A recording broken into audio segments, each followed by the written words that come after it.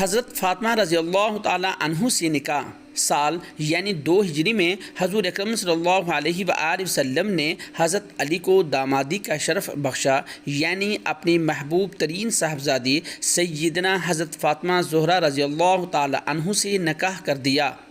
حضرت فاطمہ رضی اللہ تعالی عنہ سے عقد کی درخواست سب سے پہلے حضرت ابو بکر صدیق رضی اللہ تعالی عنہ اور ان کے بعد حضرت عمر رضی اللہ تعالی عنہ نے کی تھی، لیکن حضور اکرم صلی اللہ علیہ وآلہ وسلم نے کچھ جواب نہیں دیا۔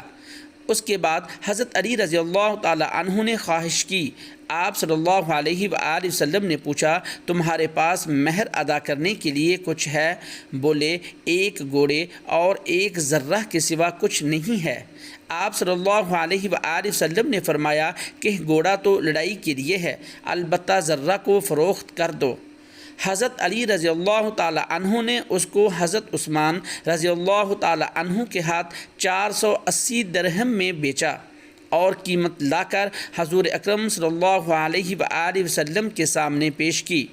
آپ صلی اللہ علیہ وآلہ وسلم نے حضرت بلال رضی اللہ تعالی عنہ کو حکم دیا کہ بازار سے عطر اور خوشبو خرید لائیں اور خود نکاح پڑھایا اور دونوں میاں بیوی پر وضو کا پانی چھڑک کر خیر و برکت کی دعا دی۔